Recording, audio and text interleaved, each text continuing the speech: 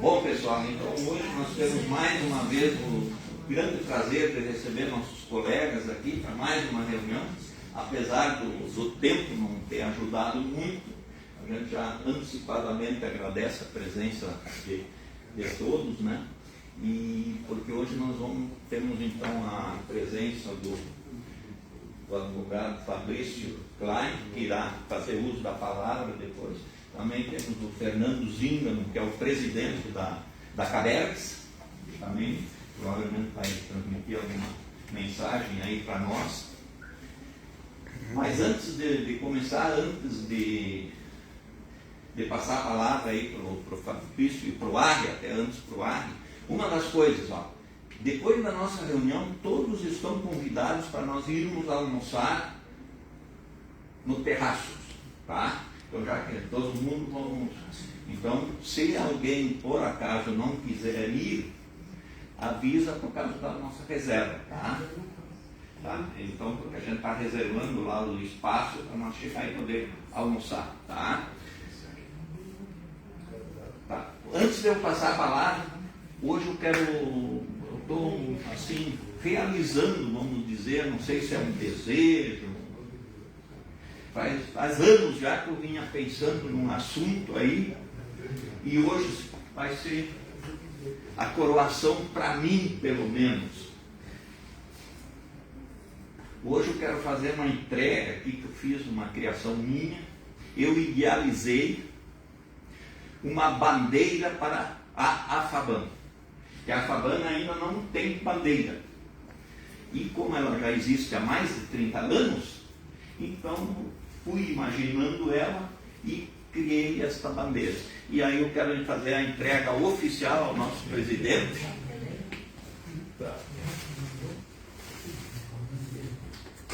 Então aqui, essa aqui, dentro aqui, enquanto se é a bandeira oficial, então, a partir de hoje, vamos dizer assim, se aceita for, né? E aqui depois eu tenho a interpretação da bandeira, uma correspondência fazendo a entrega dela oficial, então, tá? Então fica depois, se quiserem aqui. E depois a FABAN procura realizar sonhos. É mais ou menos isso. Porque esse garoto me colocou para fazer essa bandeira, ainda não é diante ontem. Da bandeira, fica feliz, né? Porque realmente, falando com outros colegas, a gente sentia a necessidade de uma bandeira como outras agremiações, clubes e associações, né? Vamos abrir a bandeira aqui, ó. O azul não tem nada a ver com futebol, é uma questão nossa de Rio Grande do Sul e tal, e a FABAN. Ele botou o coração na parada, no azul. Olha aqui. Então essa aqui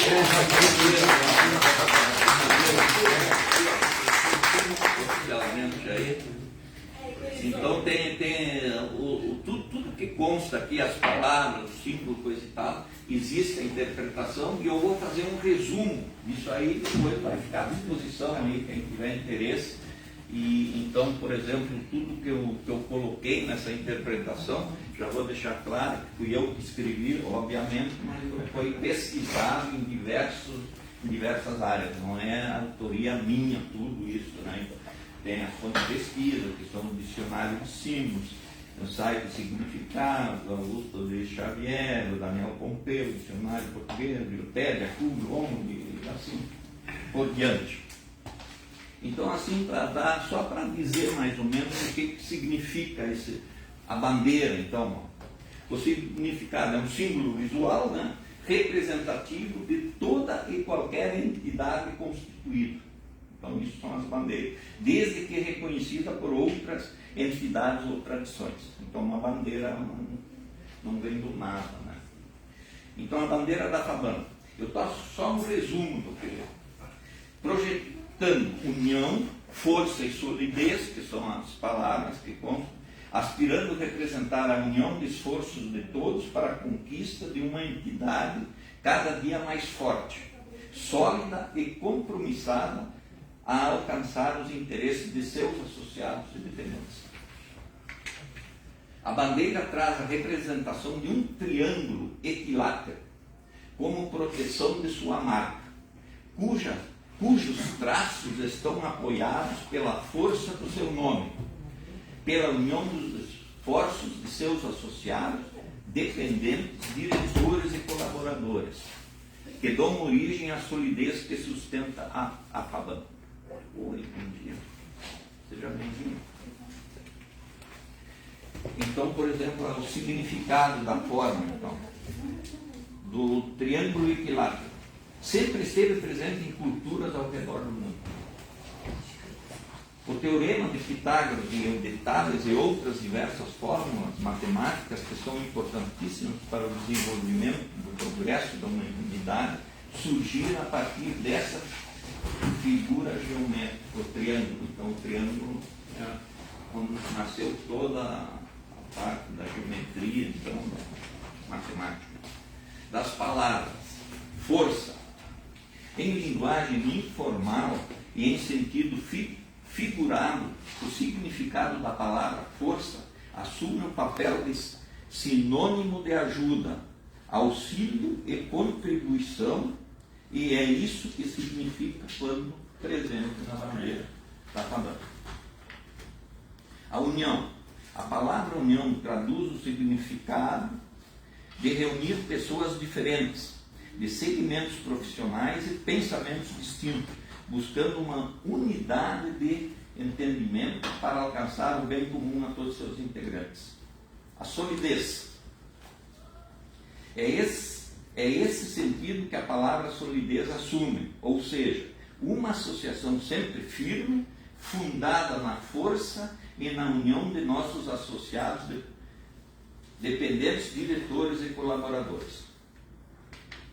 Então seria isso aí em resumo. Lógico, tem a interpretação ela é mais completa, né? Então isso seria o que representa o porquê do triângulo, o porquê da palavra solidez, força, tá? Então seria isso aí, tá? Então essa é a base.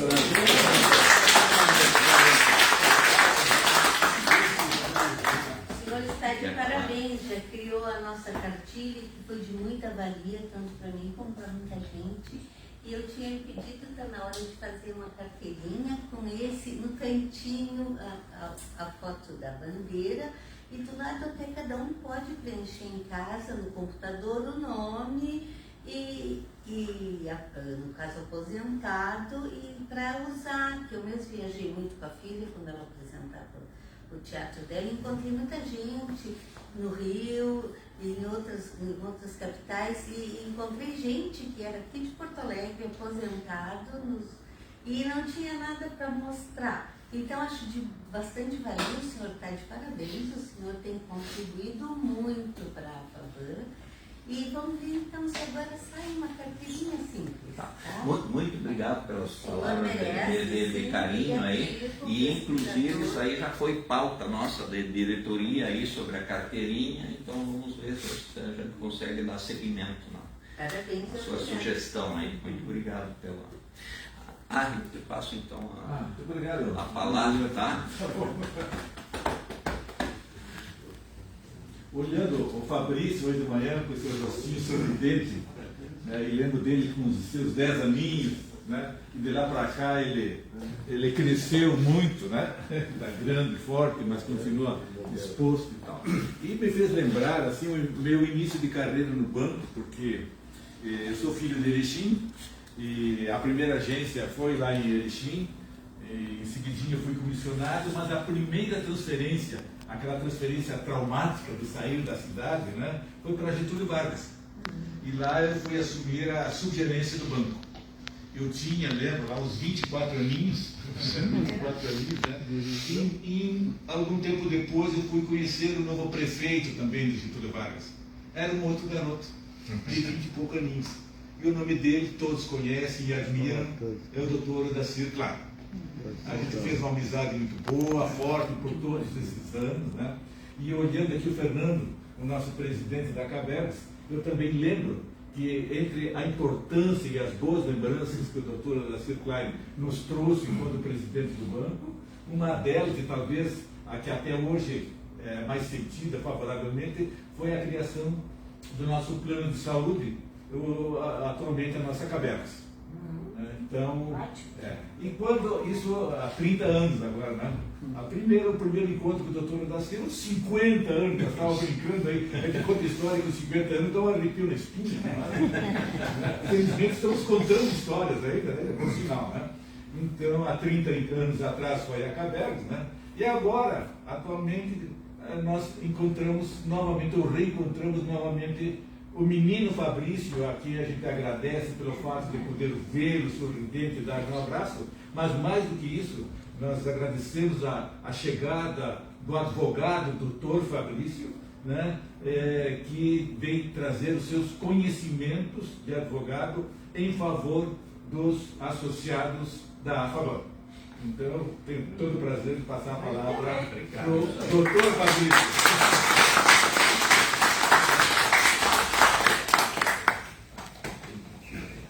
Pessoal, bom dia de novo. Acho que eu cumprimentei quase todos, exceto a senhora, que chegou um pouquinho depois, colega, né?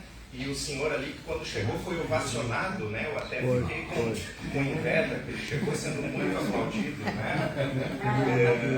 Nós vamos conversar um assunto que é 50% agradável. Então, tentar que ele seja bem leve, né, Fernando? Porque ele é apenas 50% agradável. O que é o assunto, pessoal, que é o meu dia a dia e que é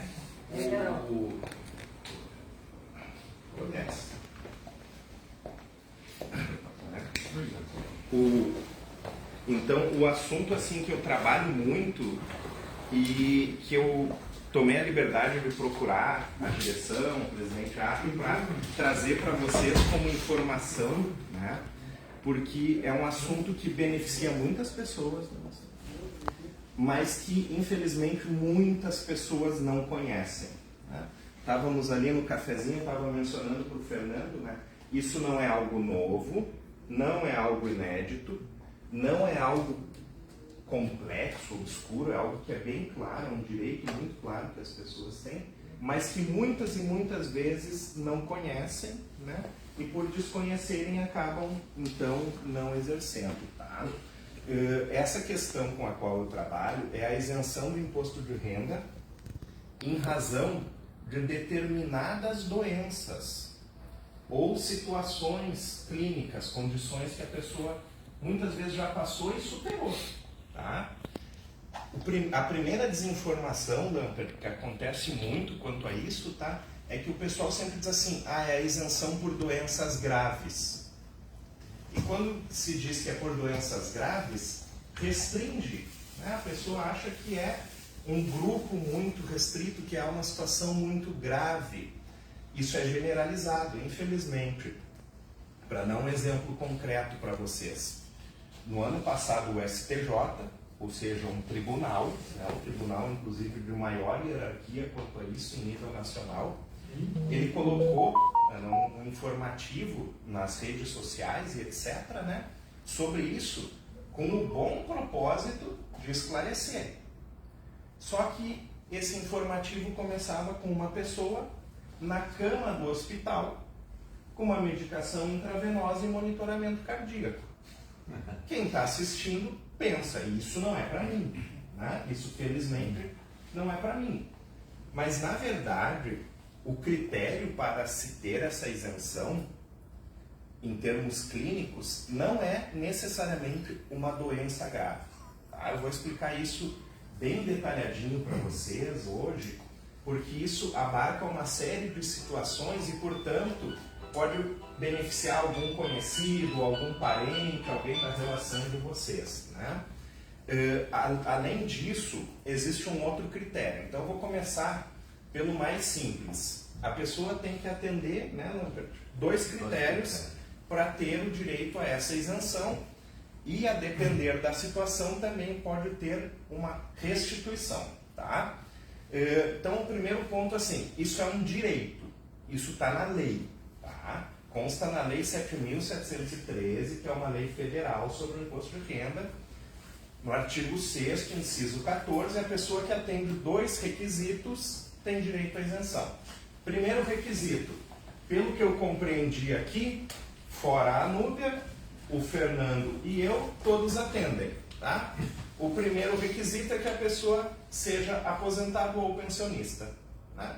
Ou seja, que receba proventos de aposentadoria ou pensão, isso da forma mais ampla possível. Não é só o aposentado do INSS, serviço público, a previdência privada, os fundos complementares, tá? Militares inativos, não tem nenhuma distinção se ele foi reformado ou se é reserva remunerada, tá? Então, primeiro requisito, que a pessoa receba ou aposentadoria ou pensão, tá? O segundo é que a pessoa tenha, eu costumo dizer assim, uma das situações clínicas listadas na lei. Eu evito muito dizer doença grave por alguns motivos. O primeiro, há doenças graves que não estão na lei. E aí, infelizmente, a pessoa não tem direito à isenção, né? Vamos pegar um caso, a título de exemplo, a doença obstrutiva pulmonar crônica, enfisema pulmonar, grave, né? Não está na lista, então, infelizmente, a pessoa com essa situação não tem direito à isenção. Segundo, na lei constam algumas doenças nominalmente listadas e alguns gêneros. Eu vou falar rapidamente sobre isso para vocês, tá? Mas antecipando, só existe a exigência de gravidade no que diz respeito a cardiopatias, hepatopatias e nefropatias. E mesmo nesses 3 gêneros, basta uma gravidade passada para justificar a isenção, tá? Ou seja, mesmo quem está, falando de uma forma muito simplificada, assintomático, tem direito à isenção, tá? Então, assim, pessoal, tem algumas doenças nominalmente listadas, né, e alguns gêneros. Doenças nominalmente listadas. Aqui tem maior recorrência, neoplasia maligna, câncer. Tá? Depois tem AIDS, cegueira, e por cego entende-se, inclusive, quem não tem a visão em um olho. Ou, mais precisamente, quem enxerga abaixo de 10% de acuidade visual em um olho. Parkinson, espondilite anquilosante e algumas outras doenças assim que não são de muita ocorrência, tá? As de maior ocorrência são câncer, AIDS e a cegueira. Depois tem os gêneros. Então, um primeiro grande gênero, moléstias profissionais. Né? Qualquer tipo de moléstia profissional. Não é assim, uma moléstia profissional grave. Um militar ficou surdo num ouvido que era o que ele atirava. Não precisa, né? Eu tenho muitos clientes bancários que são problemas no pulso, enfim, que a pessoa consegue ter uma vida com uma boa normalidade, mas que são decorrência da profissão, então são moléstias profissionais, né? Paralisias irreversíveis e incapacitantes é outro gênero. Alienação mental é outro gênero, né? Então estava conversando ali antes, a gente estava comentando, por exemplo, uma pessoa com Alzheimer, se a família pesquisar a lei, não vai achar Alzheimer escrito na lei. Mas é uma demência senil que equivale a uma alienação mental. Então, a pessoa com Alzheimer não tem o nome da sua enfermidade na lei, mas vai ter direito à isenção, tá? E, por fim, aquelas 3 que eu fiz menção, que são nefropatias, hepatopatias e cardiopatias graves, tá? Nesse ponto é bem importante a gente esclarecer, tá? A minha intenção é sempre informar, porque eu venho atuando com isso no dia a dia há alguns anos e sempre vendo que muitas vezes as pessoas não conhecem a informação e, portanto, acabam não exercendo o seu direito, né?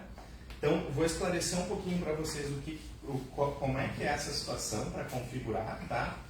E depois mencionar que quando a pessoa quando a pessoa atendeu os 2 requisitos, ela tem direito à isenção.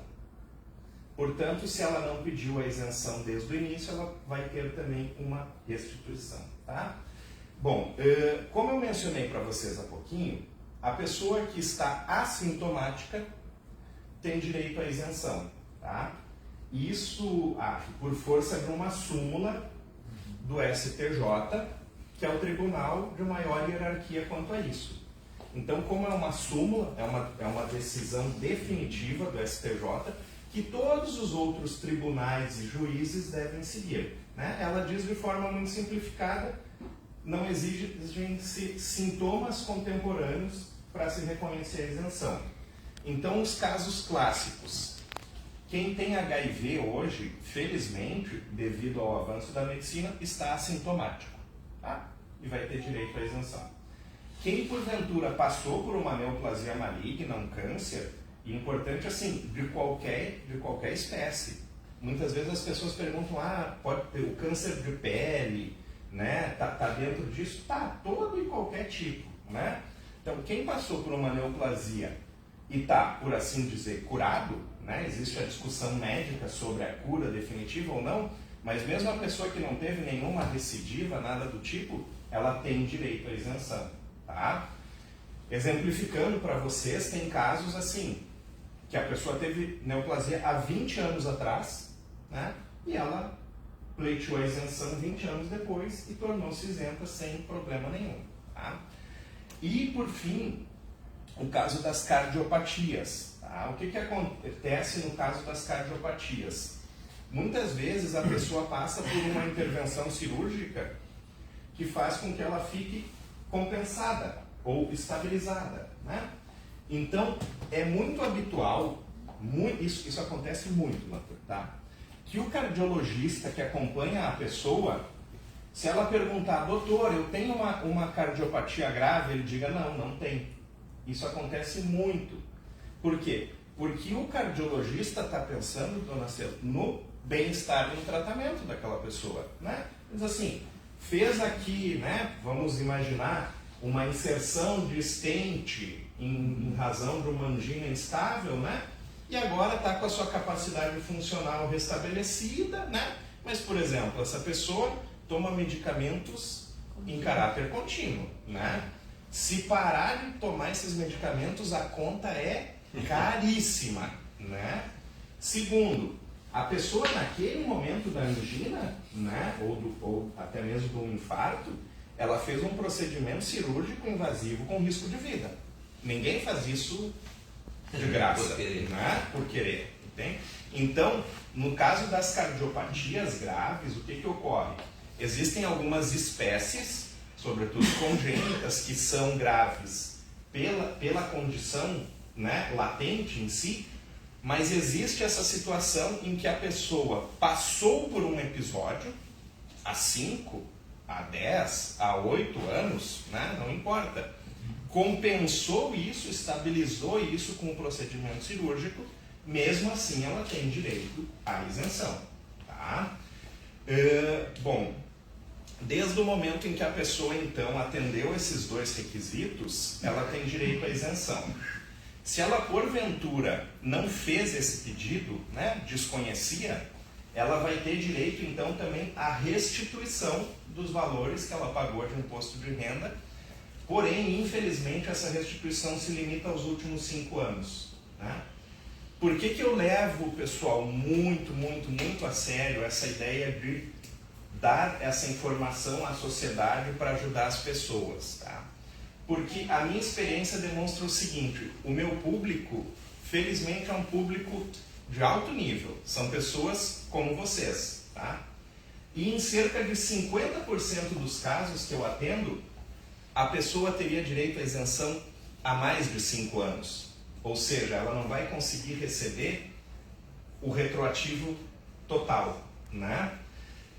Curiosamente, os casos que eu tenho de colegas de vocês, aposentados do Banrisul, 100% deles, quando me procuraram, tinham direito à isenção há mais de 5 anos. Né? E, consequentemente, deixaram valores expressivos de retroativos que eles não tinham direito legal, né, de receber. Então é por isso, Lamper, que é quase um sacerdócio, sabe? Eu gosto de passar muito isso para ajudar a turma, né? Enfim, nas linhas gerais é isso. Os caminhos, tá? A pessoa pode fazer um pedido ao INSS, tá? No caso de vocês, né, que vocês recebem tanto pelo INSS quanto pela fundação, se faz um pedido ao INSS. Se há um parente que é aposentado da prefeitura de Travesseiros, aí ele vai pedir no município de Travesseiros, né? Se há alguém aposentado do Estado, aí ele vai pedir ao Estado, né? Então, o pedido é feito conforme a fonte pagadora, sendo que nunca envolve as fundações, né? A fundação não tem competência legal para reconhecer esse direito à isenção. Então, no caso de vocês, é um pedido ao INSS. O que ocorre? Muito habitualmente, o INSS restringe muito reconhecer esse direito, tá? Então, por exemplo, uma pessoa que teve uma neoplasia recente, ela pode pedir para o INSS que muito provavelmente o INSS vai demorar um pouquinho, talvez venha a marcar uma perícia, mas vai reconhecer. Agora, quem passou por isso há 5 anos atrás, 8, 10, muito dificilmente o INSS vai reconhecer, tá? É claro que assim, me procuram as pessoas a quem foi negado, né? Mas eu já vi casos da pessoa ter direito constatado na perícia por mais de uma enfermidade e ainda assim o INSS indeferiu o pedido dela, tá? Nesses casos é muito tranquilo. Na justiça é reconhecido de uma forma bem ampla isso, porque existem essas súmulas do STJ que dão todo o amparo para o contribuinte. Algo muito claro, tá, gente? Assim, muito claro. Está na lei e tem a súmula do STJ dizendo que mesmo a pessoa assintomática tem direito, que a documentação médica não precisa ser um laudo oficial, tá? Então estava contando ali, por exemplo, para o Fernando, de um caso em que a pessoa não tem visão em um olho, mas o laudo oftalmológico dela é bem recente, tá? Então assim, ela não teria direito ao retroativo, porque ela só comprova bem recente a sua visão monocular.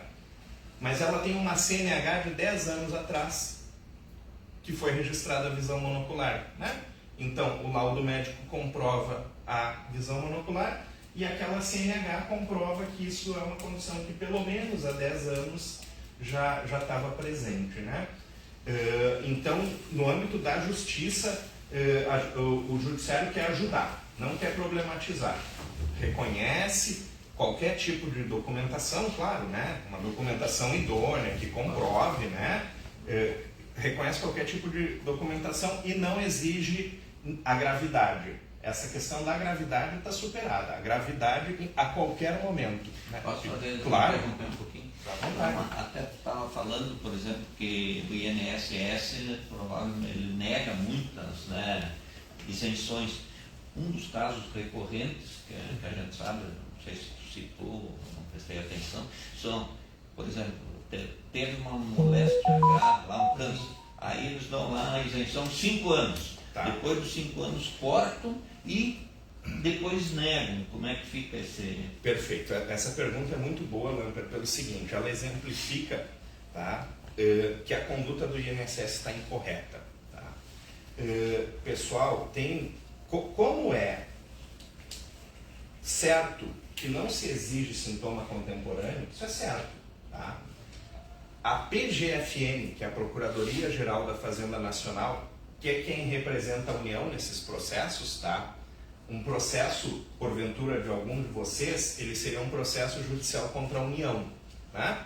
Porque vocês têm imposto de renda recolhido pelo INSS e pela Fundação, ambos destinados à União.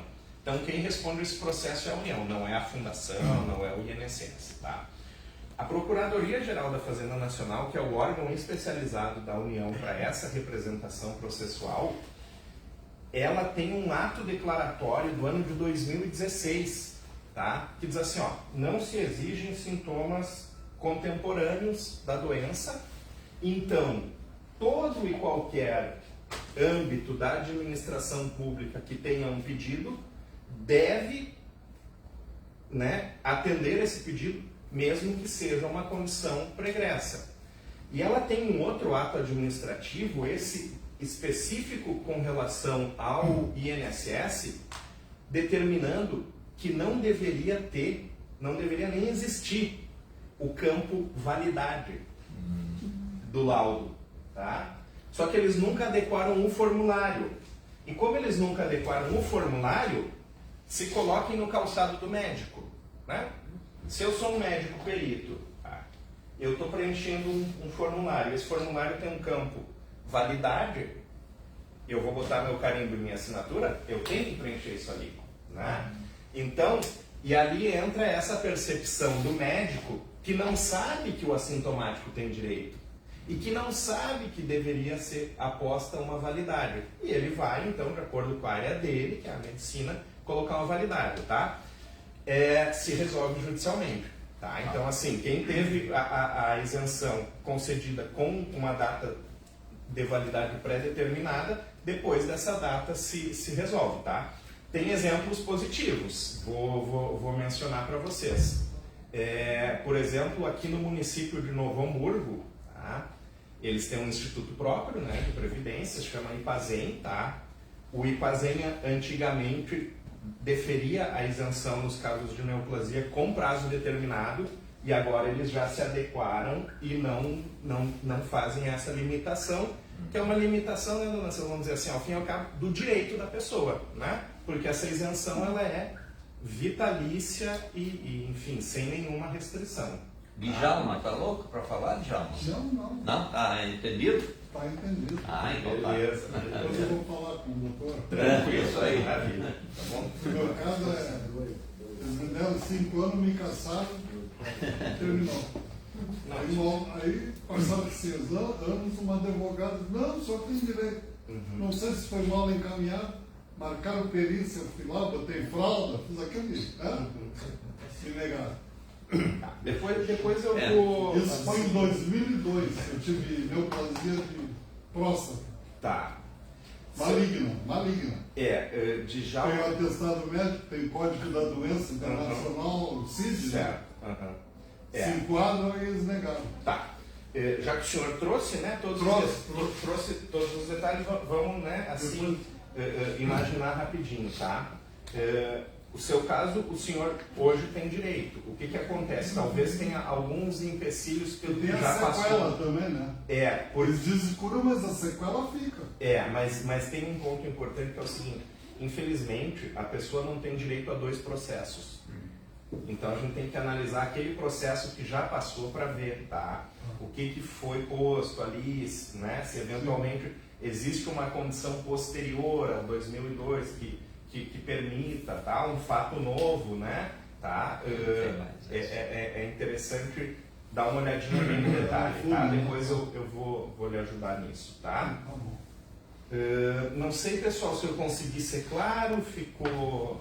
Pois não. Tem uma pergunta aqui. Doutor, bom dia. Bom dia de novo. É o seguinte, eu tive hospitalizado no Mãe de Deus. Ao sair, recebi 2 laudos. Um pelo coração e outro pelo fígado. No laudo está escrito hepatopatia grave e no outro cardiopatia grave. Fiz todo o trâmite normal. INSS ou Dr. judicial? Paulo, o senhor deve conhecer. Aí me chamaram há 3 anos. Desde agora, no mês passado, 3 anos. Me chamaram, me fizeram umas perguntas. Uma perícia. E o processo não anda, está parado. Não, Francisco ele já ganhou. É o seguinte, ele fez uma perícia e demorou muito para o perito enviar para o juiz. para o juiz, que já está em juízo a questão dele, Sim. já está desde 2012. Sim, mas fazem 3 anos. Aí o perito não mandou, e aí eu falei com o Hernani, e na última internação do Francisco eu peguei um atestado bem mais recente, que ele está com cirrose em estado muito avançado. E ele anexou ao processo e o Francisco ganhou. Sim. Ele ganhou a partir desse momento, ele não desconta mensalmente. Agora o juiz está analisando o retroativo. Só que ali o caso que tu falou ali há 5 anos, desde quando surgiu essa lei aí, é 5 anos que tem direito retroativo? Então, o que acontece? Já houve uma época, tá, em que a chamada repetição do indébito tributário, que é o que a gente comumente chama de retroativo, tinha um prazo de 10 anos. Mas depois ela foi alterada para 5 anos. Isso há bastante tempo. Mas isso atinge só quem entrou antes não atingiu, então. Mas no caso dele é 2012, né? Já estaria... Ele está desde 2012 com o processo em andamento. Que ele está sendo analisado desde 2012 para ele receber retroativo. Isso. Mas o mensal da Fundação do INSS, ele já está isento. Sim, Mas continue descontando. Não descontaram, Francisco, eu te mostrei que não descontaram, pararam de descontar.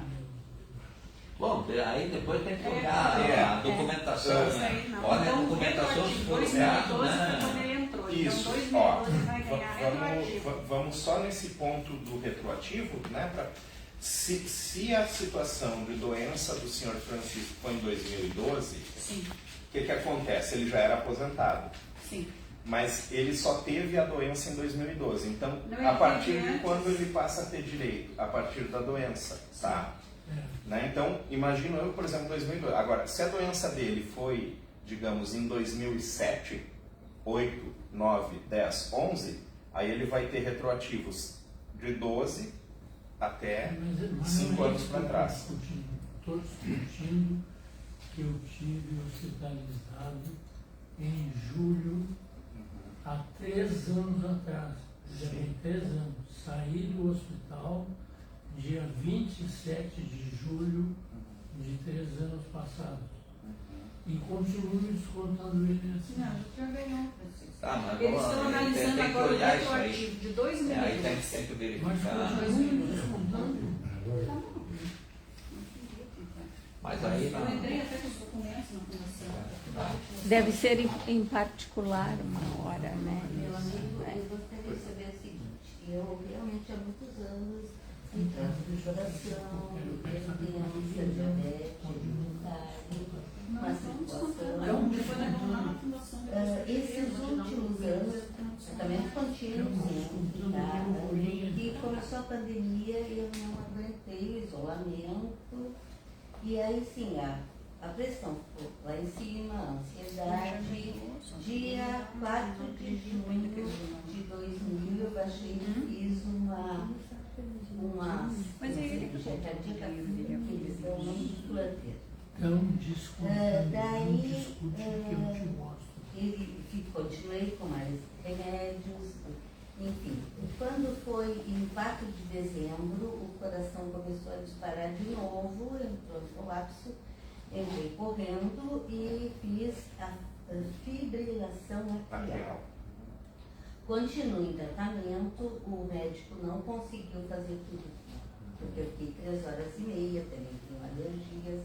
Ele parou, que não tinha condições de aumentar, tenho que fazer uma outra. Bom, aí eu avisei a contadora, os que sempre fazem o imposto de renda, e realmente eles não descontaram esse ano todo do imposto de renda, e ela fez, e eu fiz a cirurgia última, inclusive, porque eu tenho direito, eu tenho 40 anos que eu sou viúva pela Carebes, que aqui eu tenho acertar umas coisas que eu não entendo. Em resumo, eu tenho que fazer outra cirurgia, e agora esse imposto de renda que ela fez, eu não tenho direito a uma restituição, sendo que foi pago 11 mil ou 12 da segunda cirurgia, e eu achei muito estranho, por isso que eu gostei que estava saindo, vim, porque eu quero conversar com o senhor, levar direitinho tudo que eu tenho direito, porque eu preciso atender essa restituição para fazer a próxima cirurgia. Beleza. Como é que a senhora chama? Jurema Martins, Tá. limpa de funcionário. Beleza. Vou chamar só de Jurema, pode ser? Tá. Tá. Dona Jurema, a pergunta da senhora é bem importante, tá? Por uma série de aspectos. Então, eu não vou entrar tão no detalhe do caso da senhora, tá? Mas eu vou falar dois assuntos no panorama que a pergunta da senhora trouxe, tá? Primeiro assim, ó, né? Uma situação, né, de uma intervenção cirúrgica ou qualquer outra questão cardíaca é grave ou não? Eu consigo, Fernando, analisar e compreender, tá? Só que eu não tenho certeza que o juiz que não faz, eu só faço isso. Então eu não tenho certeza que o juiz que também atende outras coisas, e assim, eu tenho centenas de processos, o juiz tem milhares, né? Então eu não tenho certeza que o juiz vai ter a mesma compreensão e a mesma atenção. Como é que eu conduzo os processos de cardiopatia grave, tá? Eu pego a documentação da família e eu peço que a família contrate um cardiologista que irá, em 3, 5, 10 páginas, sintetizar e traduzir para o juiz que aquilo é uma cardiopatia grave, né? Se a gente estivesse pensando se esse prédio tem algum dano estrutural, a gente iria contratar um engenheiro para avaliar, né? Então, eu trabalho nos processos de cardiopatia assim. O que a senhora narrou me parece ser uma cardiopatia grave. Para ter certeza, a gente sempre analisa com um cardiologista para ficar bem claro e bem concreto, né? Agora, tem outro ponto importante da pergunta da senhora, que é o seguinte. Não ficou claro para mim se a senhora pediu e obteve a isenção ou não, porque, veja, o contador e o contribuinte não podem lançar como isento sem ter uma decisão, ou administrativa ou judicial, dizendo que é isento. Em hipótese nenhuma, tá? Se o contador ou o contribuinte lançar como isento, o que vai acontecer? Inconsistência. A fonte INSS e a fonte fundação estão dizendo tributável, e a declaração está dizendo isento. Inconsistência. Aí tem um robô na Receita Federal que vai ver que é inconsistência e que vai botar a declaração da senhora em malha fina, tá? E aí, mesmo que aqueles R$11.000 de restituição não tivessem nada a ver com a isenção, fosse por despesas médicas ou outra coisa do tipo, vai ficar retido até resolver a malha fina, tá? Isso é um trabalho muito mais de contador, né, do que de advogado, porque envolve acessar a receita, enfim, tá? Mas o ideal numa situação dessas é que, se o contador lançou como isento sem ter uma decisão reconhecendo e formalizando que é isento, ele retifica a declaração da senhora lançando aquilo como tributável, para a senhora não ficar na malha fina e receber essa restituição. Eu vou saber com a filha que ela entregou muito documento, né? Lá no início, vocês lembram, assim, ó, no início da declaração, quem faz a sua, né? Tem um botãozinho sim ou não, que é portador de doença grave, sim ou não, né? E lá no código, quando lança, tem, né, diz tudo, aposentado, tal, vírgula, né? Com doença grave, alguma coisa do tipo. Isso a pessoa, infelizmente, né, pela nossa burocracia, não basta a pessoa ter a doença grave, a pessoa tem que ter uma decisão dizendo que ela efetivamente se enquadra e atende o que a lei exige para a isenção. Possivelmente a contadora, se a minha filha não entregou esse documento, que consta que eu tenho que a doença está na lei, ela fez tudo errado, ela vai ter que fazer uma lei. Ela se equivocou. Isso, dona Jurema, tá assim, infelizmente acontece algumas vezes, tá? Que eu lhe diria assim, ela fez com boa intenção, né, para simplificar, sim, mas infelizmente ela não observou a formalidade e a burocracia toda. É ela agora acertar por cima. Isso é bem simples para o contador, tá? Isso assim, essa retificação é bem simples. Eu vou pedir depois o seu endereço. Tranquilo. Perfeito. Muito obrigada. Imagina, joia. Então tá dado o recado, Fabrício. Tem mais um amigo. A pessoa entende o processo, até só tem mais ou menos assim período que vai demorar para ser resolvido. Joia. Como é que o senhor chama? Rafael.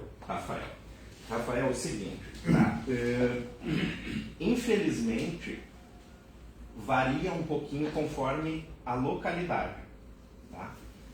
Felizmente costumam ser rápidos, tá? Então, assim, processos em Porto Alegre, entre rápido a supersônico, eles são muito rápidos, tá?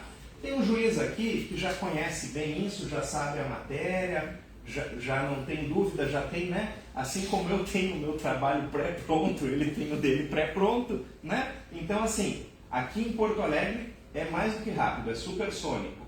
Aí, por exemplo, quando vai para o interior, aquele juiz já não tem tantos casos assim, não conhece. Esse rato demora quanto tempo?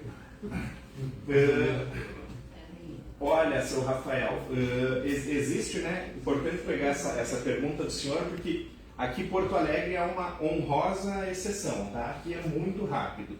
Então, assim, eu vou pegar a pergunta do senhor, mais 2 minutinhos, 3, para diferenciar um processo quando ele tem uma decisão liminar e quando ele não tem uma decisão liminar, tá? Então, vamos lá. Para a pessoa ter direito à isenção, Ana, né, aposentado ou pensionista, e uma das situações clínicas que consta na lei, comprovada, né? Bem comprovada. Teve neoplasia, nós vamos botar um exame anatomopatológico. Tem cegueira, vai se colocar ali um laudo oftalmológico. Tem HIV, tem o exame ELISA, salvo engano, né? Teve uma cardiopatia, vai botar a documentação da internação e um laudo do cardiologista, tá? Então, uma vez atendido isso, a pessoa tem direito à isenção, né? E o juiz consegue compreender, está muito claro na lei que, atendido isso, a pessoa tem direito à isenção. Além disso, Rafael, se o juiz se convencer que existe também uma urgência em fazer com que aquela pessoa que passou por um procedimento cirúrgico, que está com um problema de saúde, deixe desde logo de pagar o imposto de renda, aí o juiz dá a chamada decisão liminar, tá? Quando o juiz dá essa decisão liminar, que aqui em Porto Alegre é muito mais regra do que exceção, embora tenha esse elemento subjetivo, né, o juiz entender que a situação é urgente, tá? Aí, habitualmente, a União, inclusive, reconhece que os pedidos estão certos e o processo, em coisa, vamos dizer, de 3 a 6 meses está resolvido aqui, tá? Agora, vai para Brasília. Brasília tem a competência de jurisdicionar toda e qualquer causa contra a União, né?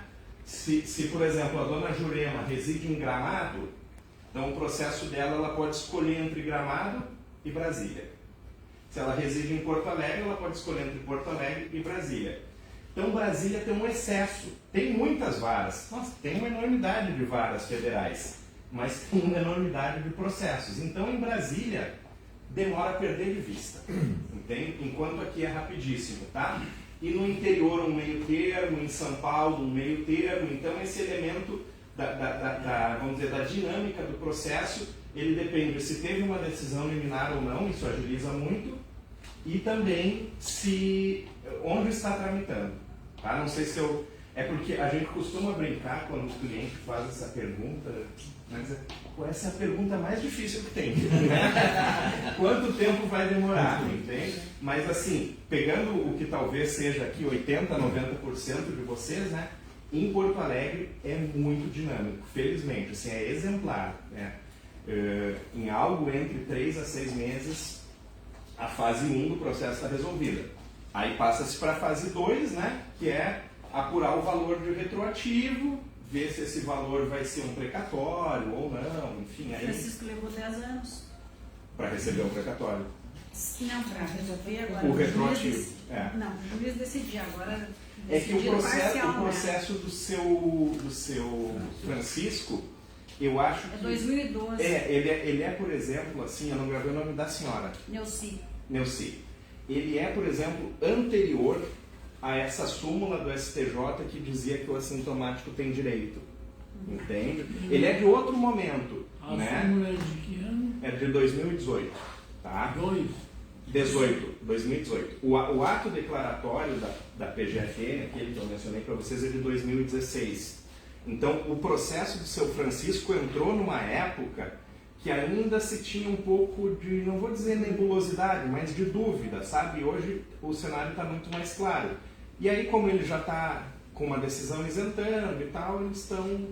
Quando eu apresentei esse último atestado, foi quando o juiz deu para ele. Isso. Esse último atestado. Então agora está sendo analisado o retroativo. Isso. Essa é a dinâmica natural. Eu quero saber o seguinte, por que eu fui chamado para ir lá na frente do perito conversar com ele Uma perícia, Francisco. Isso faz uns 8 meses. Né? Isso, seu Francisco, é muito ocasional, tá? É muito ocasional. Vou lhe dizer, por exemplo, ó, como eu mencionei antes, né?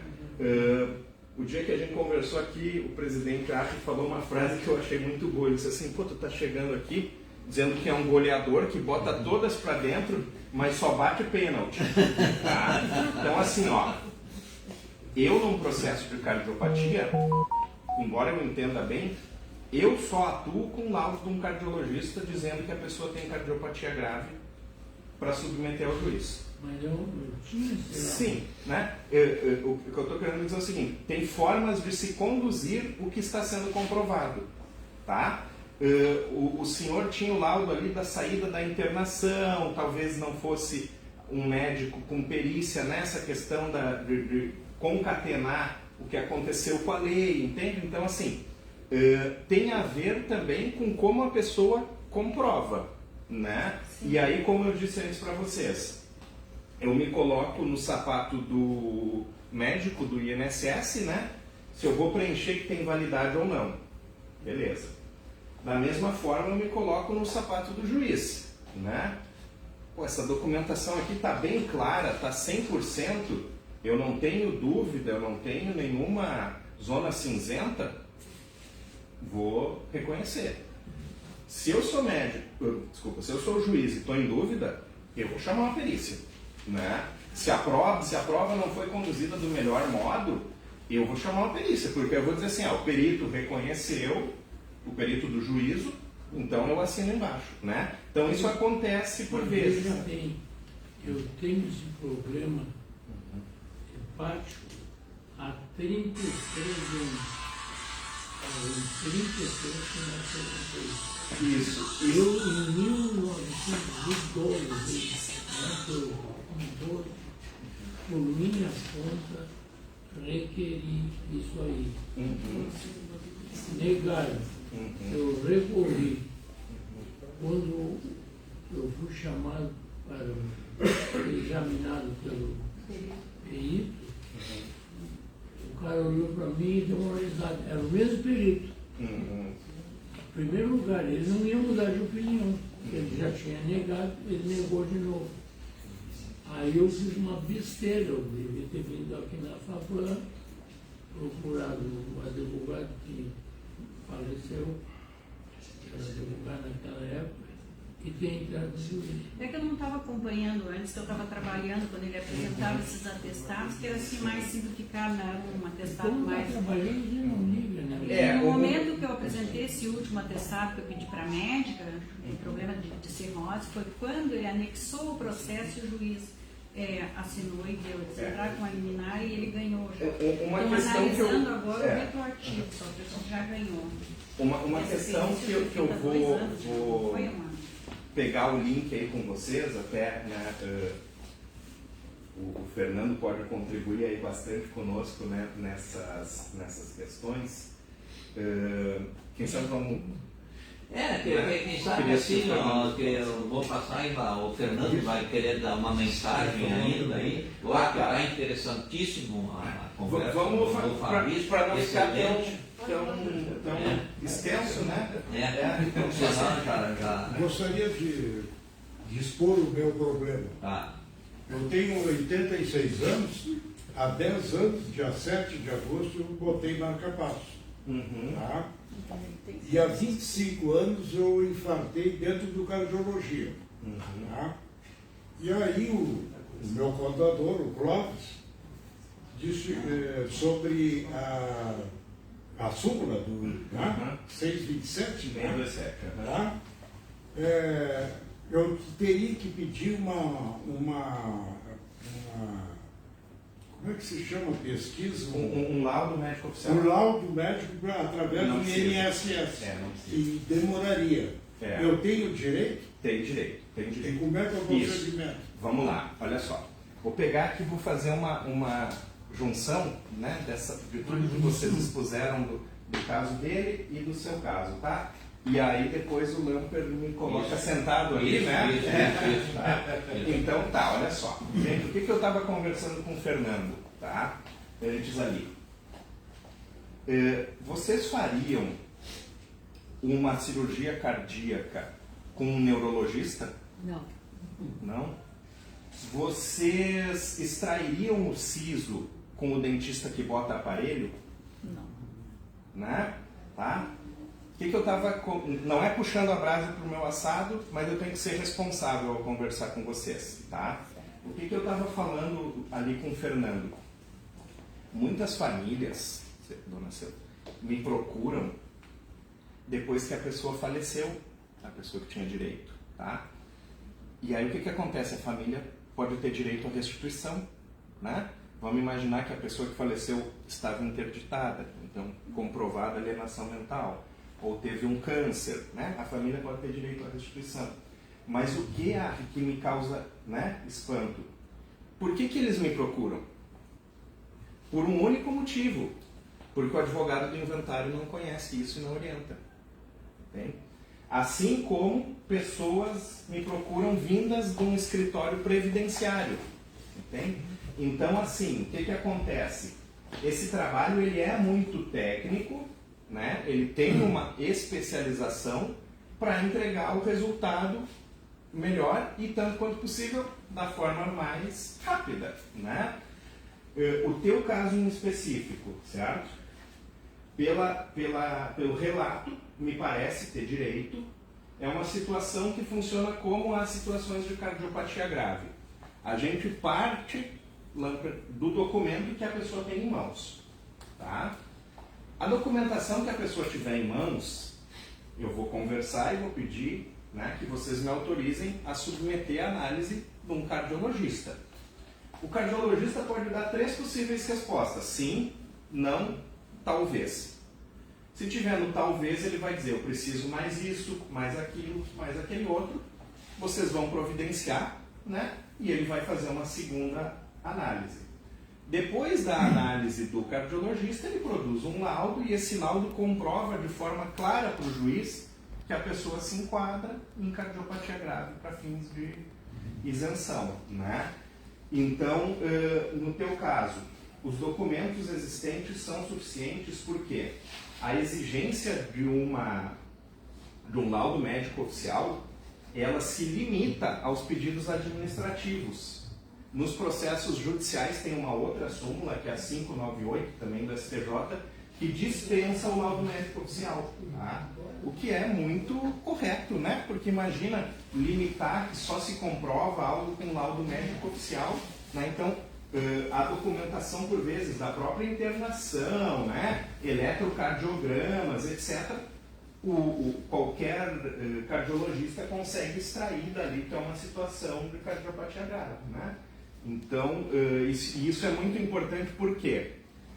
Porque isso pode influenciar no retroativo, né? Por vezes, o médico público pode reconhecer, mas ele só está vendo aquela foto daquele momento, né? E ele não está fazendo esse olhar para a história médica toda da pessoa, né? Então, gente, como o Lamper já está assim, bem satisfeito com a minha participação, né? Senão impaciente, eu vou fazer o seguinte, vou fazer o que eu gosto muito, eu vou me servir mais um cafezinho e daí eu vou sentar com o cafezinho. Colegas, o negócio é o seguinte, ó, nós ainda, por causa da adiantada hora, nós ainda temos o Fernando gosta, ele fica até 2, 3 horas aí fazendo explicações. Mas depois, cada caso é um caso, são individuais. Nós vamos ter as informações para dar, os endereços, telefone, e-mail, aquela coisa toda. Procuram nele também para esclarecerem as dúvidas mais particulares, tá? Então aqui foi mais amplo, assim, mais informativo para esclarecer, porque senão nada contra, né? Está excelente a tua explicação.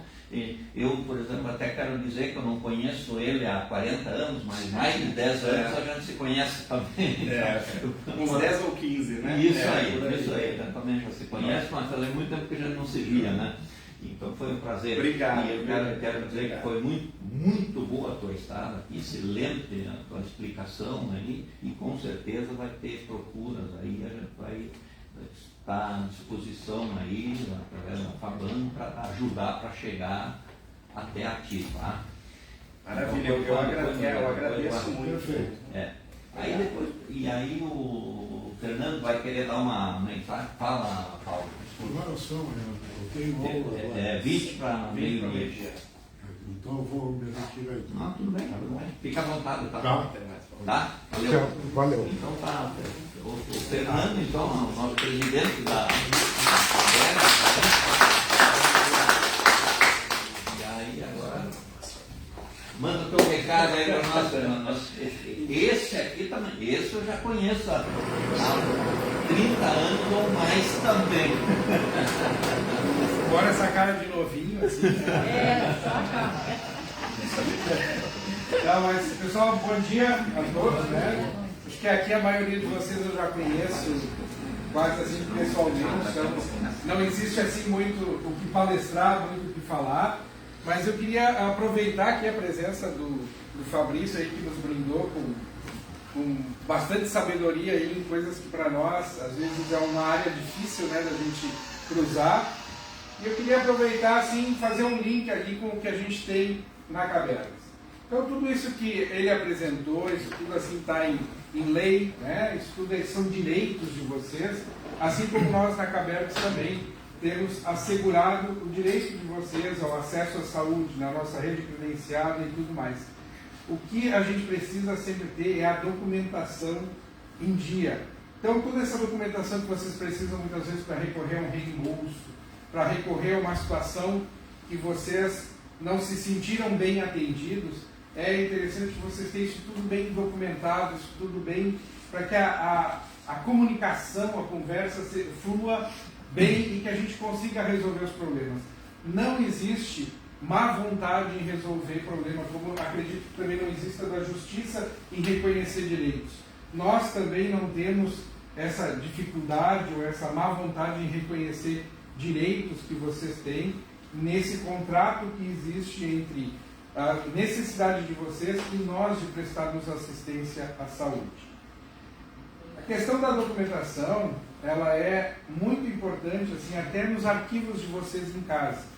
Ocorrem situações assim que para nós são muito mais comuns do que nós gostaríamos, de pessoas em que a gente recebe lá na nossa área de atendimento ao cliente, assim, olha, eu não vou mais pagar o plano de saúde do fulano, que fulano faleceu em tal data, e essa família que trouxe o atestado de óbito não sabe nem que a pessoa tinha seguro de vida. E quando essa comunicação, e isso às vezes fez falta lá naquele momento zero, né, da perda da pessoa, no momento assim que aquele dinheiro talvez fosse fazer bastante diferença. Né? Assim como nesses casos assim da nossa pólice de seguro, também ali em mãos, atualizada, a gente tem isso pelo site, tem pelo telefone, vocês podem conseguir essas apólices de vocês atualizadas e que vocês tenham em mãos e divulguem isso para as pessoas que vocês têm mais próximas de vocês, para que elas possam, em um caso de necessidade, buscar isso, né, esse recurso e ter isso também bem à mão. Todas essas questões assim que dizem respeito a laudos, essas questões, a Cabergas também está disponível para ajudar vocês a encontrar assim, essa melhor comunicação com o médico. Né? Nós temos a nossa área jurídica que não disputa com o Dr. Fabrício aqui, que não é a questão da gente entrar com ação, não é a questão às vezes nem de dar uma orientação tão específica, mas que a gente pode, com o conhecimento que se tem, ajudar vocês a buscar o melhor documento, né, com o médico, para depois, num processo com um advogado especializado, né, eu acho que quando o Dr. Fabrício colocou bem aqui que ninguém arranca o siso com um médico protético, né, acho que também assim, o advogado que a gente procura deve ser um especialista também nessa área. Né, então, a Cabergas está à disposição de vocês também para isso, né? Não é consulta jurídica, mas para ver a documentação, ajudar vocês no processo de busca do documento correto para esse ingresso, né, com pedidos na justiça, enfim, os ressarcimentos. E, assim, nós somos parceiros, né, de vocês. Vocês, como beneficiários da Cabergs, vocês são donos da Cabergs, e a Cabergs só existe porque existe 37 mil beneficiários. Então, nós... Quanto? 37 mil beneficiários. Sabia? Achava que era bem menos. Não, somos 37 mil. Desculpa. Mas é verdade. Mas assim, os bancários do Banrisul, mas tem mais agora a Santa Casa, os funcionários não entendem. Quando nós não temos mais, nós não mais administramos o plano da Santa Casa. Não mais. A Santa Casa, ela tinha há 14 anos que nós administrávamos o plano de saúde deles, por uma situação que hoje seria até uma anomalia. Porque uma empresa como a nossa, ela é para administrar o plano de saúde de funcionários do mesmo grupo de empresas. Ou seja, todas as empresas são ligadas a um CNPJ. Isso se chama uma empresa de autogestão. É uma empresa fechada, eu não vendo o plano de saúde. Então, administrar o plano de saúde da Santa Casa, que não está ligado ao CNPJ do Banrisul, ele era uma anomalia que era permitida quando a gente começou a administrar. Hoje não seria mais. Então, esse plano de saúde ele começou a ficar mais assim, não desejável para a Santa Casa, como administradora. Né? Eles procuraram um outro plano que não tivesse a cobertura do nosso. Nosso plano tem cobertura em Moinhos de Vento, tem cobertura em Hospital Mãe de Deus, né? Quase todos os hospitais aqui de Porto Alegre, e isso encarece o plano de saúde. E a Santa Casa estava achando que o plano estava com essa cobertura ampla e essa cobertura facilitada, já não era mais interesse da Santa Casa em oferecer para os funcionários. Né? Porque igual como o banco participa da contribuição mensal dos aposentados, dos ativos, a Santa Casa também participava. E essa participação estava ficando onerosa para a Santa Casa e eles deixaram. Então nós perdemos aí aproximadamente 2.000 vidas, nós tínhamos próximo de 40 mil vidas e perdemos essas 2.000 vidas. Para nós, eu vou dizer assim que foi algo assim que a gente não sente muito de ter perdido. Não mudou em nada a nossa relação com a Santa Casa em termos de convênio, mas a gente tinha muito problema de registros negativos da INS pelo pessoal da Santa Casa por não entender muito bem como funcionava. Nós hoje temos assim, os nossos beneficiários compreendem muito bem como funciona o nosso plano. Então, e se socorrem muito da Cabergs quando precisam de algum tipo de orientação. Isso não acontecia na Santa Casa e dava muita truculência aí na comunicação. Então hoje nós não temos mais a Santa Casa, mas a questão convênio com a Santa Casa de atendimento, prestação de serviço continua o mesmo. É só mais a gestão do plano de saúde deles que não existe mais conosco. Bernardo, como é que fica agora a situação que a OMS, né? O Anvisa ampliou, por exemplo, o atendimento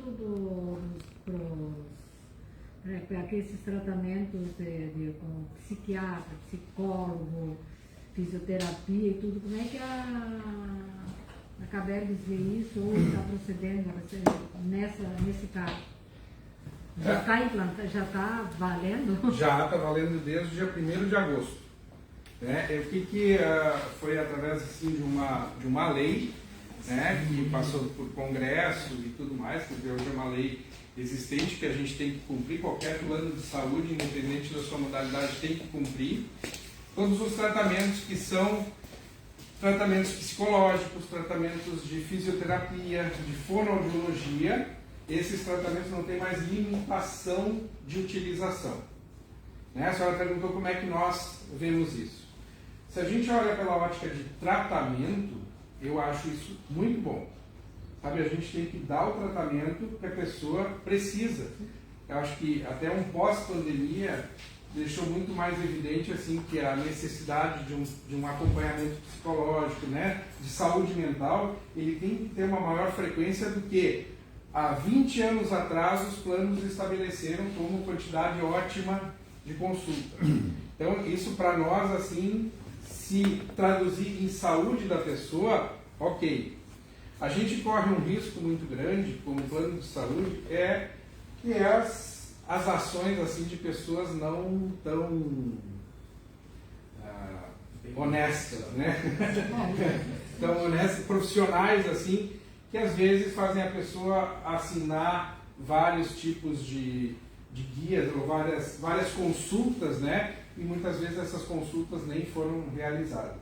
Isso a gente pega frequentemente na nossa auditoria. A gente tem casos assim, uma consulta com um psicólogo, uma consulta com um psiquiatra, né, que de 50 minutos. Às vezes a gente vê que para os nossos beneficiários eles fazem de 30 minutos, que é para poder ter mais pessoas circulando nos consultórios e assim faturar mais. Então esse tipo de procedimento é que com uma abertura assim, de um número ilimitado, isso também tende a aumentar.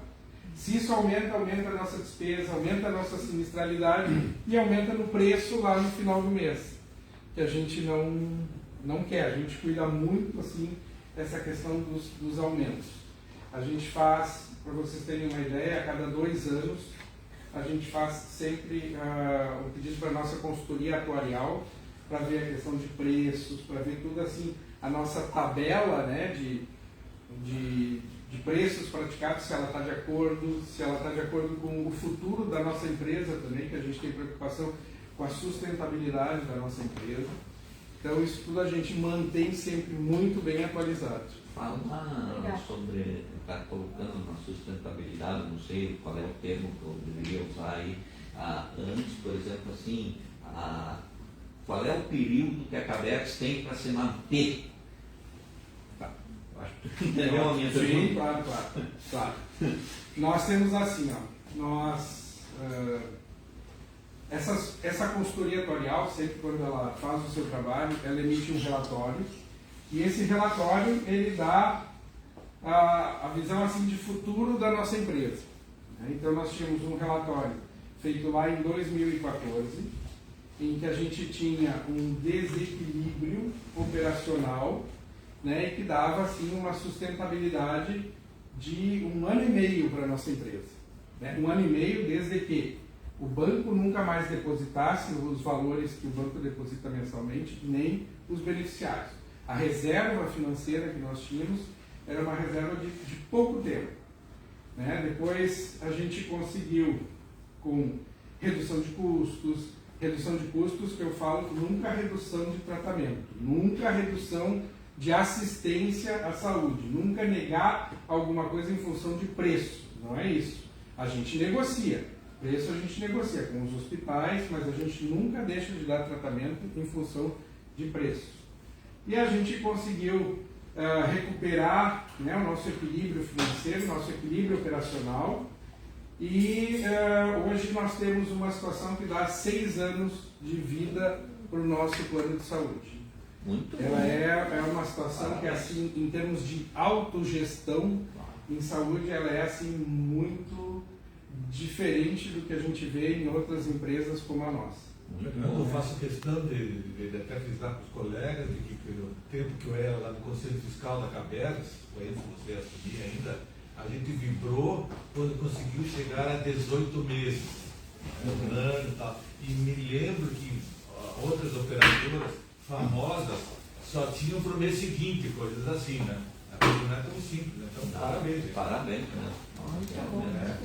Nós, quando chegamos aos 3 anos, né, aos 36 meses, com essa sustentabilidade, uma vez numa reunião assim lá na Unidas, que é a nossa FEBRABAN, né, que é a nossa entidade nacional, e que eu comentei que eu tinha, a nossa sustentabilidade era de 3 anos, aí uma pessoa disse assim, 3 meses? Eu disse, não, 3 anos.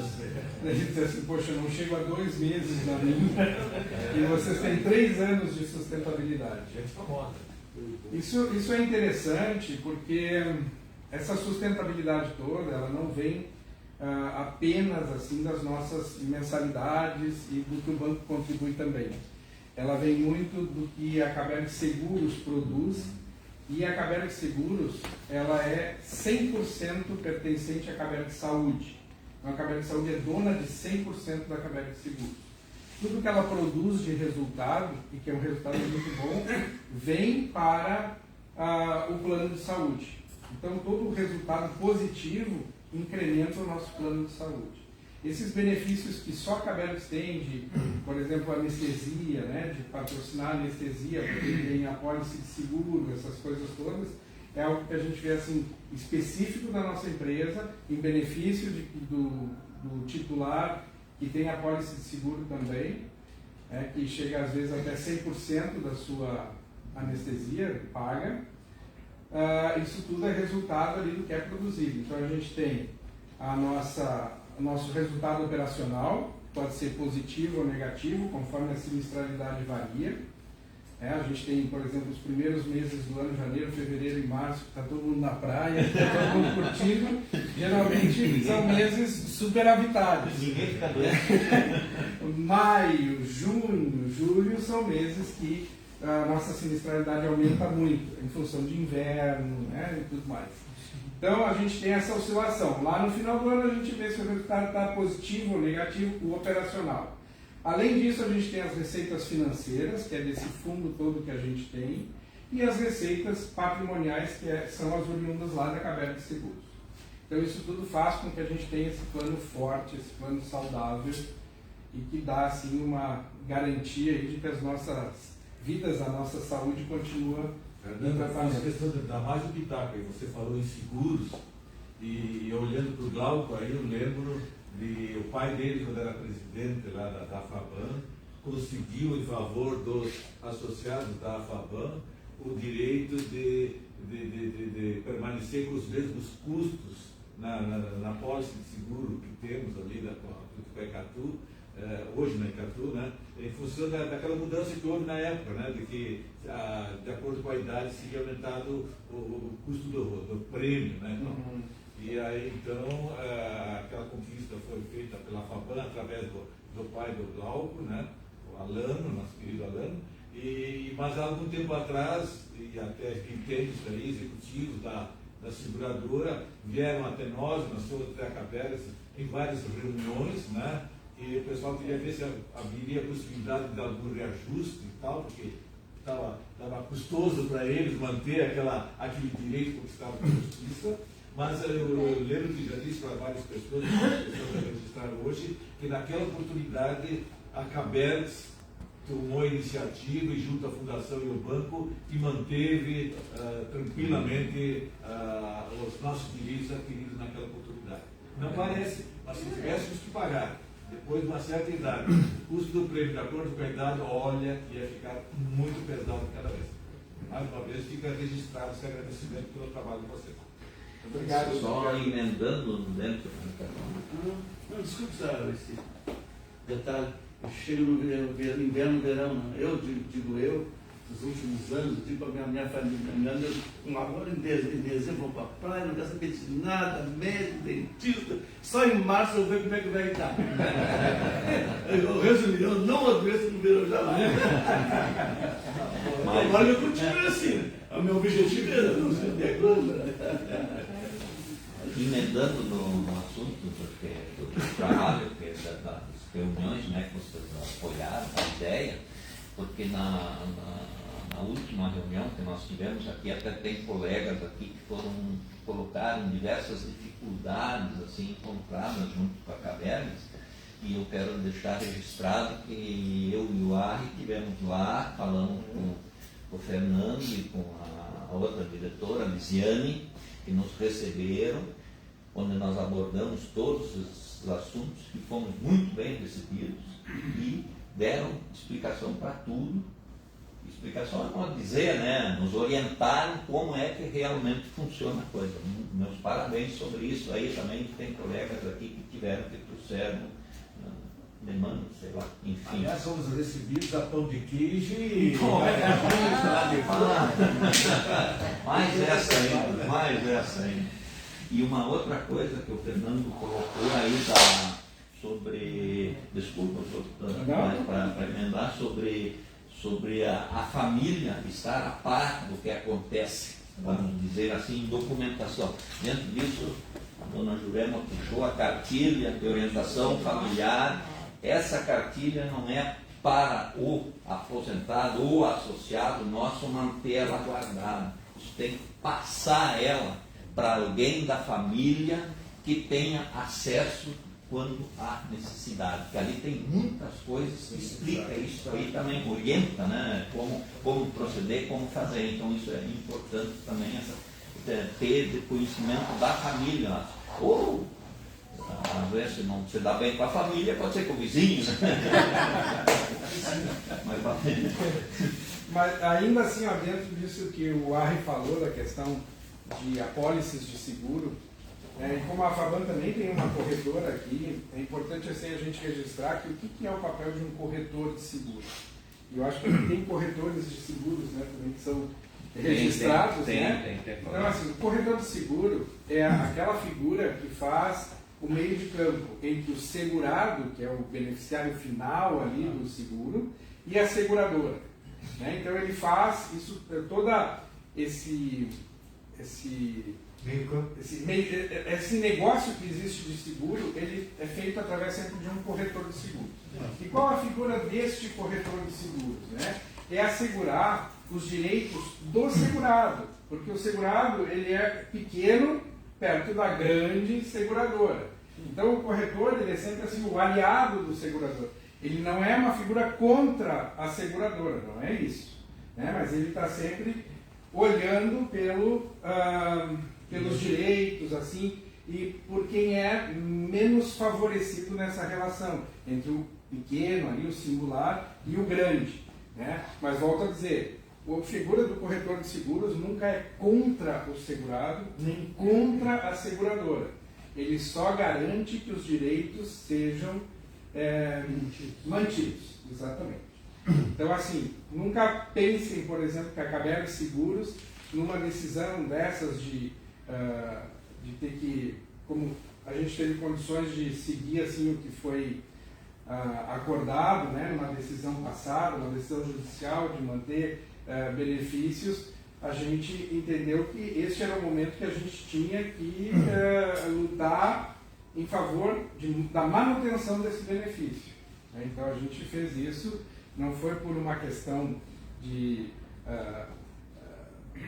simpatia ou antipatia, né? Mas é uma questão de respeito ao direito adquirido, ao direito. Essas demandas sempre continuam, elas nunca morreram. A seguradora sempre busca, né? E isso não diz também assim que foi feito algo errado no passado, isso eu sempre digo. Nós, lá quando tivemos as apólices, algumas dessas apólices têm mais de 60 anos, são apólices muito antigas. Então vocês imaginam como é que era o Brasil em termos jurídicos, né? Há 60 anos atrás, como eram assim essas questões de seguro. Nós não tínhamos SUSEP, nós não tínhamos uma série de agências que hoje controlam e regulam esse setor. Então era feito tudo de uma forma que hoje não é mais válida essa forma. Né? Então esses ajustes todos que são feitos e são propostos pelas seguradoras é em função da gente atualizar isso que vem de um tempo muito grande. O próprio plano de saúde, aqui que a senhora bem lembrou, bom, agora teve uma lei que colocou como indeterminado o número de consultas fonoaudiólogas, com psicólogas e com fisioterapeutas. Isso há 30 anos atrás, 34 anos atrás, quando a gente teve o nosso plano de saúde instituído, não existia. Nem regulava isso daí. Ou então, bom, então vamos dar 20 sessões por mês, vamos dar 10 sessões por mês. Era meio aleatório, não tinha nada que regular. Hoje está indeterminado. Pode fazer todos os dias. Né? Só que isso impacta lá no valor que tu paga mensalmente. Assim como é da seguradora. Se não existia toda uma regulação há 60 anos atrás, na época de constituição dessas apólices, hoje isso tudo implica nesse valor. E alguém está pagando essa conta. Alguém está abarcando esse prejuízo. Né? Então a busca sempre que a seguradora vem e recorre para que a gente faça reajustes e tudo mais, é em função da gente rever esse tipo de prejuízo. E a gente vai conseguindo aí defender os direitos adquiridos e tudo mais. Mas isso é um papel que a gente também tem a obrigação de fazer, né? Não é assim por bondade, mas é por respeito a essa situação. Né? Fernando, eu sei que tem bastante assuntos aí, mas o pessoal aí, como é que é? Estou acostumado, nós aí, almoçar meio-dia, aquela coisa toda, não me leva mal, tá? Mas quero te agradecer também, muito boa a tua explicação, as tuas palavras aí, e quero dizer que as portas estão abertas, tanto as tuas como a do Fabrício aqui. Nós temos todos os meses, na primeira terça-feira, nós temos essa reunião aqui, tá? Então, a hora que se nós esquecer de fazer um convite, vocês podem se convidar e serão bem-vindos, tá? Muito obrigado por tudo, por enquanto. E só uma coisa assim, ó, só dizer para vocês que eu estou aqui também não só como presidente da Cabernet, eu sou associado da Cabernet.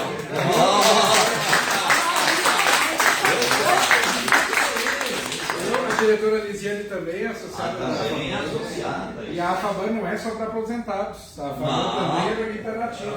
Então, convidem os seus colegas, os seus amigos para E a gente até agradece que a gente sabe que a Cabernet faz esse trabalho junto com os colegas que estão na ativa ainda também para buscar associados para nós. Então, de vez em quando a gente vai junto para o interior, aquela coisa toda, então a gente sabe do trabalho que vocês fazem. A gente fica muito grato aí, muito agradecido realmente. E aí todos estão convidados para nós irmos depois almoçar ali no terraço, que fica aqui na Galeria Chaves. Mas nós vamos junto, todo mundo ali, a gente vai subindo lá e me parece que tem alguém que se propôs a pagar o almoço, não sei se é verídico ou não. Só ganha você, né?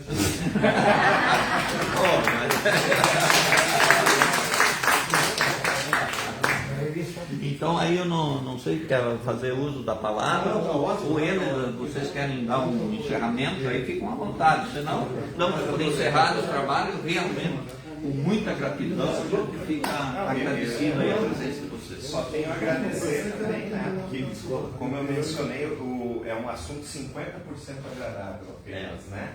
E vocês ouviram com muita atenção, colaboraram muito com as perguntas. Espero que as informações sejam úteis para, né, conhecidos, familiares, enfim. Né? A minha intenção em vir era ajudar, né? Espero... Com certeza deu o recado, muito bem dado. Valeu então. Muito obrigado. Tá? Valeu. Obrigado mesmo. E aí, eu sei que vocês têm muita coisa aí para falar ainda.